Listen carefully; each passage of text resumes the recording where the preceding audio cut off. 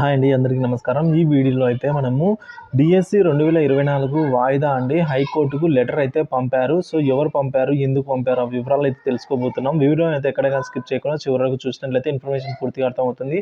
అలాగే వీడియో నచ్చినట్టయితే ఒక లైక్ చేయండి. ఇంకా మన ఛానల్ సబ్స్క్రైబ్ అన్నట్లయితే వెంటనే సబ్స్క్రైబ్ చేసుకుని నేను చేసే లేటెస్ట్ అప్డేట్ న్యూస్ అని ఎప్పటికప్పుడు అయితే మన ఛానల్ అప్డేట్ చేస్తూనే ఉంటాను. ఇక వివరాలు చూసుకున్నట్లయితే ఒత్తిడిలో డిఎస్సి అభ్యర్థులు అండి. హైకోర్టు సీజేకి అయితే బీఈడి అభ్యర్థి ఒక లేఖ పంపడం జరిగింది.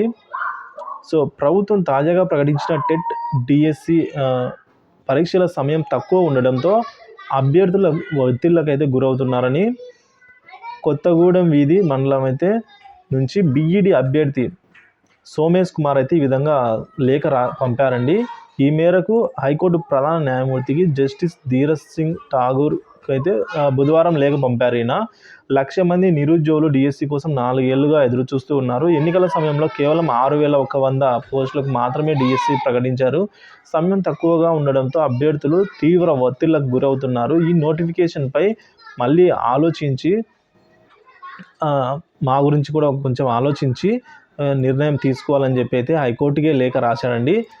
మరి జస్టిస్ మరి ఏమని దీనికి సమాధానం ఇస్తారు అనేది తెలియాల్సి అయితే ఉందండి. సో వివరాలు అయితే ఇలా ఉన్నాయి. దీని మీద ఎటువంటి తాజా అప్డేట్ వచ్చినా కూడా మన ఛానల్లో వీడియో చేసి అప్లోడ్ చేయడం జరుగుతుంది. సో అంతవరకు మన ఛానల్ సబ్స్క్రైబ్ చేసుకొని ఫాలో అవుతుండండి. Thank you for watching this video.